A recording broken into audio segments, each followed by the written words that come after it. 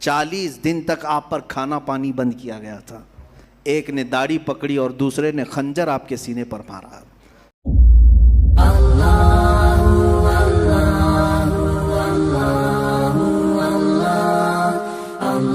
سیدنا عثمان غنی رضی اللہ تعالیٰ عنہ کی زندگی کا جو سب سے خاص وصف ہمیں نظر آتا ہے وہ ہے حیائے عثمانی۔ آپ دیکھیں یہ بھی مشہور ہے، اور حضرت عثمان کے ساتھ ایک لفظ جڑ کر کے آتا ہے، غنی۔ ایک لفظ کیا ہے؟ غنی، جڑ کر کے آتا ہے۔ جب بھی حضرت عثمان، غنی ان کا نام نہیں ہے، لیکن جب بھی کوئی کہتا ہے ہم میں سے تو کیا کہتے ہیں؟ حضرت عثمان غنی۔ بہت سارے لوگ اپنے بچوں کا نام بھی عثمان غنی رکھتے ہیں۔ غنی تو ان کا لقب ہے، ہاں غنی ان کا لقب ہے۔ غنی بنو تو پھر اپنے آپ کو بھی غنی کہو۔ غنی ہوتا کون ہے؟ مالدار کو غنی نہیں کہتے۔ بعض لوگ یہ سمجھتے ہوں گے بہت غنی آدمی ہے، غنی کس کو کہتے ہیں؟ ایک ہے امیر، مالدار، ثروت مند، یہ غنی الگ لفظ ہے۔ غنی اس کو کہتے ہیں کہ اس کے پاس ہزاروں کروڑوں جتنا بھی مال آئے زیادہ کی طلب نہیں رکھتا، اس کو غنی کہتے ہیں۔ جو بے نیاز ہے مال سے پھر بھی اس کے پاس مال آ رہا ہے وہ غنی ہے، اور ہر دن نئے کمانے کے چکر میں ہے، اور کچھ ہو اور کچھ ہو، وہ غنی نہیں ہوتا۔ وہ چاہے کروڑ پتی نہیں، ارب پتی کیوں نہ ہو، وہ غنی نہیں ہوتا۔ بات سمجھ میں آ رہی ہے؟ تو کوئی بھول سے بڑے پیسے والے کو غنی نہ کہے، غنی وہ ہے جو بے نیاز ہے مال سے۔ اور حضرت عثمان غنی رضی اللہ تعالیٰ عنہ بے نیاز سے، مال کی طلب میں زندگی نہیں گزاری، اللہ نے انہیں دیا ہے، اور اتنا دیا کہ آج تک ختم نہیں ہو رہا ہے، آج تک ختم نہیں ہو رہا ہے۔ حضرت عثمان کا مال مدینہ طیبہ میں اب بھی موجود ہے۔ حضرت عثمان غنی رضی اللہ تعالیٰ عنہ کا انفاق، ان کے خرچے کن چیزوں میں ہے وہ بھی لسٹ نکال کر کے دیکھیں کہاں کہاں خرچے ہوتے تھے۔ بڑے پیسے والوں کا حساب ہونا ہے، جن کے پاس پیسے زیادہ آئے ہیں ان کی سب شادیوں کا ریکارڈ فرشتوں نے تو لکھا ہے، انکم ٹیکس لکھے نہ لکھے، فرشتے تو لکھے ہوئے ہیں۔ آپ ہر چیز ڈر کر کے، ہاں فائل کرنا ہے مارچ اپریل آنے سے پہلے، ڈر کتنا لگتا ہے انکم ٹیکس کا کہ فائلنگ کروا دو سی اے کو بول کر کے، وہ ساری سیٹنگ کر لے گا سی اے۔ کرامن کاتبین کوئی سیٹنگ نہیں کر سکیں گے۔ یفعلون ما یؤمرون، وہ جتنا ان کو حکم دیا جاتا اتنا پورا کرتے ہیں۔ تمہارے سارے اخراجات کا حساب دینا ہوگا، ہر چیز کا حساب دینا ہوگا۔ پانی کی طرح پیسے جو بہا دیتے ہیں، یہ سمجھتے ہیں میرے پیسے ہیں میں جہاں چاہوں خرچ کروں، یاد آئے گی اس دن جب تمہیں قیامت کے دن حساب دینا ہوگا۔ جانتے ہیں کچھ لوگ ایسے ہوں گے جو صرف اپنی جوانی کا حساب دینے کے لیے 300 سال لگا دیں گے، 300 سال کھڑے کر دیا جائے گا، ہر چیز کا حساب دیتے رہو۔ ظاہر سی بات ہے تمہاری بہت موٹی فائل وہاں آئے گی، ایسا نہیں کہ 4 پنے کا کوئی پیج نامہ اعمال ہوگا۔ ہاں نامہ اعمال جس کو کہا گیا ہے وہ کیسا ہوگا پتہ ہے؟ مفسرین فرماتے ہیں قیامت کے دن وہ دیکھے گا فرشتے لا رہے ہوں گے اس کی کتابیں، تو جہاں تک اس کی نظر جائے گی وہاں تک صرف اس کی کتابیں ہوں گی، اس کے اعمال لکھی ہوئی کتابیں وہ لا ہی رہے ہیں۔ فرشتے کہیں گے سب تجھے پڑھ کے سنانا ہے، سب پڑھ کے سنانا۔ صرف پڑھ کے سنانا ہوتا تو الگ بات کہ ہاں جلدی جلدی تلاوت کرتے ہوئے چلا جائے، نہ بیچ بیچ میں روک لیا جائے گا، یہاں کیوں خرچہ کیا تھا تم نے، کہاں سے یہ تجھے مال آیا تھا، کس طرح سے تو نے حاصل کیا تھا، یہ سب ذریعے بتا دے۔ پھر وہاں ساری چیزیں نکل جائیں گی، وہ چیخ کر کے کہے گا ما لہذا الکتاب لا یغادر صغیرۃ ولا کبیرۃ الا احصاها، اے اللہ یہ کیسی کتاب تو میرے سامنے لایا ہے، چھوٹی بھی چیز چھوڑا نہیں، بڑی بھی چیز چھوڑا نہیں، سب ڈال کر کے رکھ دیا ہے۔ میرے عزیزو جس کا حساب لینا ہے اس کے ساتھ ہوگا، اور مولا جس پر فضل کرنا چاہے اس کی ساری کتابیں صاف بھی کر دے گا۔ بعض کے متعلق حدیث میں ہے کہ وہ نامہ اعمال ان کا بھی آئے گا، کتنی دیر میں سنائیں گے؟ کہا گیا ہے کہ فجر کی نماز میں جتنا وقت لگتا ہے اتنے میں وہ پاس ہو چکے ہوں گے۔ یہ خوف خدا جن کے سینے میں ہے وہ ڈرتے ہیں آخرت میں حساب دینے کے لیے، ان کے لیے اللہ تعالیٰ آسان بھی کرے گا۔ اور جو نڈر ہو کر کے ابھی کر رہے ہیں، شیطان کے بھائی بنے ہوئے فضول خرچی کرتے ہیں کہ میرا پیسہ ہے، میرا مال ہے، میں کمایا ہوں، جیسا چاہوں خرچہ کروں، پھر ان کو کھڑا کر دیا جائے گا۔ عزیزان گرامی تمہارے پیسوں کے خرچے کی لسٹ نکال لینا، اور حضرت عثمان کی پوچھو کہاں کہاں خرچہ کیے تھے۔ اللہ اکبر۔ حضرت عثمان غنی رضی اللہ تعالیٰ عنہ مدینے آئے، مسلمانوں کو پانی کی قلت ہے، تو ایک ہی کنواں تھا جو یہودی کے پاس تھا، وہ پورا آپ نے تقریباً 12,000 درہم دے کر کے خریدا اور وقف کر دیا۔ آج بھی وہ بیر روما موجود ہے، آج بھی وہ کنواں موجود ہے۔ اور جب مدینے میں غلے کی کمی تھی تب خرید کر کے وقف کیا، مسجد نبوی میں لوگوں کو نماز پڑھنے کے لیے تنگی ہو رہی تھی، تقریباً 20,000 درہم کے آس پاس پیسے دے کر کے دوسری زمینیں خریدی، حضور کی زندگی میں ہی اس کو وقف کیا۔ آج مسجد نبوی شریف کی جو توسیع ہوئی ہے، جو اصل مسجد نبوی ابھی جو اندر پڑھتے ہیں وہ حضور کے زمانے کی جتنی مسجد ہے اس میں حضرت عثمان کی خریدی ہوئی زمین ہے، حضرت عثمان غنی رضی اللہ تعالیٰ عنہ کی خریدی ہوئی زمین ہے۔ اتنا ہی نہیں میرے عزیزو، جب جیش عسرہ جنگ تبوک میں جا رہے تھے حضور صلی اللہ علیہ وسلم نے، مال کی بہت کمی تھی تو سفر بہت لمبا تھا اور موسم بہت سخت تھا، حضور نے اعلان کیا کہ کوئی اس کے لیے مدد پیش کرے گا۔ حضرت عثمان غنی نے 1000 اونٹ ساز و سامان سمیت وقف کیے جیش عسرہ میں۔ آج کے زمانے میں بھی جاؤ اونٹ خرید کر کے دیکھو کتنے کا آتا ہے، پتہ چلے گا۔ عرب میں اس وقت اونٹ جو ہے ساری چیزوں کا ذریعہ تھا، وہ سواری بھی تھا، بہت ساری چیزوں کے لیے استعمال ہوتا۔ 1000 اونٹ، آج کے زمانے میں بھی لاکھ سے کم کے اونٹ ملتے نہیں ہیں، اچھے اونٹ جو ہوتے ہیں۔ 1000 اونٹوں کو حضرت عثمان غنی نے وقف کیا۔ پھر حضور نے دوبارہ اعلان کیا ہے کوئی اور جو اللہ کی راہ میں وقف کرے۔ پھر حضرت عثمان کھڑے ہوئے، 2000 اونٹ پھر سے دیے ساز و سامان کے ساتھ۔ پھر حضور پاک نے اعلان کیا، تیسری بار بھی حضرت عثمان کھڑے ہوئے اور پھر 1000 اونٹ دیے۔ 3000 اونٹ، اتنا ہی ساز و سامان، اتنا ہی غلہ پورے جیش عسرہ میں حضرت عثمان نے خرچ کیا۔ میرے آقا کھڑے ہو کر کے اعلان کیے، آج کے بعد سے کوئی عمل عثمان کو نقصان نہیں دے سکے گا اور کوئی چیز ایسی نہیں ہے جو جنت میں لے جانے سے اسے روک سکے۔ حضرت عثمان غنی، میں نے شاید پچھلے سال کہا تھا کہ یہ جو 3000 اونٹ اور 3000 کا ساز و سامان غلہ کسی نے کیلکولیٹ کیا اور اس کو اس زمانے کے حساب سے اگر آج کے پیسوں سے بتایا تو وہ 1 ارب روپیے سے بھی بڑھ کر کے ہے۔ 1 ارب 14 کروڑ روپے کے آس پاس یہ قیمت ہوتی ہے۔ کوئی اتنا بڑا دان کرنے والا، چندہ کرنے والا، 10 روپے کی پھٹی نوٹ دے کر کے مسجد پر حکومت جمانے والے بہت ملیں گے، اور اگر اس سے زیادہ کچھ دے دیا تو پھر وہ اپنا راج سمجھتے ہیں، میں نے سیمنٹ لگایا، میں نے ماربل لگایا، میں نے لائٹنگ لگائی ہے، میں نے قالین بچھایا ہے۔ عزیزان گرامی، اللہ کی راہ میں دینے کے بعد حضرت عثمان کا حال کیا تھا جانتے ہیں؟ 1 ارب 14 کروڑ یا 25 کروڑ، اتنا مال دینے کے بعد حضرت عثمان غنی کو جب کبھی کوئی پوچھتا تو وہ کہتے کہ مجھے یاد بھی نہیں ہے، ان کو اس چیز کا یاد بھی نہیں کہ وہ کتنا مال دیے تھے۔ عزیزان گرامی، لوگوں کو اس طرح سے اللہ کی راہ میں جو غلام ہوتے پیسے دے کر کے خریدتے اور انہیں آزاد کر دیتے، حضور کی غلامی میں رکھتے ہیں۔ کتنے ایسے غلام ہیں جن کو حضرت عثمان غنی نے مال سے خریدا اور وقف کیا۔ کئی مقامات ایسے آئے جہاں مسلمانوں کو تنگی آئی، اپنا مال خرچ کیا اور پھر ان کو اللہ کی راہ میں وقف کیا۔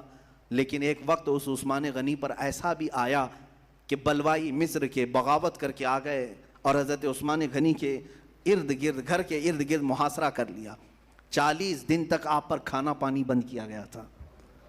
واقعات کربلا کے درمیان یہ بات بھی آنی چاہیے، حضرت عثمان غنی کو مسجد جانے سے تک روک دیا۔ یہ بلوائی، یہ نیو مسلم تھے مصر کے، ایجپٹ کے، اور ان کو بھڑکایا تھا ایک عبداللہ بن سبا نام کا شخص، یہودی جو اسلام لایا تھا، اور وہی ہے جو حضرت علی کے شیعہ پیدا کرنے میں بہت بڑا معاون تھا، یعنی ایک الگ جماعت پیدا کرنے میں، الگ جماعت۔ حضرت علی رضی اللہ تعالیٰ عنہ کے جو اصل شیعہ ہیں الحمدللہ وہ ہم ہیں۔ شیعہ کا مطلب ہے حمایت کرنے والا۔ حضرت علی کرم اللہ وجہ الکریم کی محبت اصل میں جس طرح سے ہے الحمدللہ اہل سنت و جماعت کرتے ہیں، اور یہودیوں کی طرف سے جو چیزیں بنائی گئی تھی عبداللہ بن سبا کے ذریعے سے، حضرت عثمان غنی کے گھر کے اطراف محاصرہ کیا 40 دن تک۔ حضور کی زوجہ حضرت حفصہ پانی لے کر کے اپنے خچر پر جا رہی تھی، ان بلوائیوں نے تیر مار کر کے ان کو بھی گرایا تھا، حضور کی زوجہ کو، ام المومنین کو۔ 40 دن گزر گئے، آپ نے کھڑکی سے آواز دے کر کے لوگوں سے کہا تھا، مدینے والوں، اے لوگوں کیا تم مجھے نہیں جانتے کہ تم نے مجھ پر پانی بند کر دیا، کھانا بند کر دیا؟ جب مدینے والے پیاسے تھے میں نے کنواں خرید کر کے وقف کیا تھا، آج بھی وہ کنواں مدینے میں موجود ہے۔ جب جیش عسرہ میں کسی کے پاس مال نہیں تھا، کیا میں نے مال دے کر کے جنگ تبوک میں اللہ رب العزت کی بارگاہ میں خیرات نہیں کیا تھا؟ لیکن ان پر کوئی چیز اثر نہیں کی۔ 40واں دن تھا، حضرت عثمان غنی سوئے تھے، خواب میں میرے آقا صلی اللہ علیہ وسلم تشریف لائے، دوپہر کا وقت تھا۔ حضور اکرم صلی اللہ تعالیٰ علیہ وسلم جیسی خواب میں تشریف لائے، حضرت عثمان غنی رو پڑے کیونکہ بھوک اور پیاس کی شدت، ہلکی پھلکی چیزیں جو بھی گھر میں ہوتی کھا رہے ہوں گے، لیکن پانی تک بند تھا، پیاس کی شدت تھی۔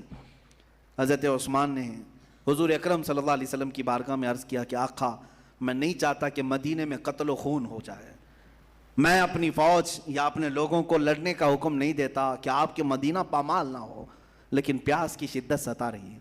میرے آقا نے فرمایا عثمان صبر کرو، میں اپنے ہاتھ سے تجھے پانی پلاؤں گا۔ خواب اتنا دیکھا، بیدار ہو گئے۔ حضرت عثمان اپنی زوجہ سے کہنے لگے میں نے رسول پاک کو خواب میں دیکھا، اور اس کے بعد قرآن کھول کر کی تلاوت میں مصروف ہو گئے۔ پہلا پارہ جس کی آخری صفحے میں آیت آتی ہے فَسَيَكْفِيكَهُمُ اللَّهُ وَهُوَ السَّمِيعُ الْعَلِيمُ، یہ تلاوت کریں۔ بلوائی گھر توڑ کر کے اندر آ گئے، گھر توڑ کر کے خلیفہ برحق کے گھر میں اندر داخل ہوئے۔ 4 لوگ آئے اور حضرت عثمان غنی رضی اللہ تعالیٰ عنہ پر جھپٹ پڑے، ایک نے داڑھی پکڑی اور دوسرے نے خنجر آپ کے سینے پر مارا، خون کا فوارہ جو اچھل کر کے قرآن پاک پر گرا ہے۔ قرآن پاک اسی جگہ اسی آیت پر یہ خون کے قطرے گرے تھے، فَسَيَكْفِيكَهُمُ اللَّهُ وَهُوَ السَّمِيعُ الْعَلِيمُ، ان قریب اللہ ان کے لیے کافی ہوگا، اور اللہ سمیع علیم ہے۔ وہ قرآن پاک بھی رکھا گیا آج تک۔ میرے عزیزو، حضرت عثمان غنی رضی اللہ تعالیٰ عنہ کی شہادت، اس کے بعد فتنوں کا ایک دور شروع ہو گیا۔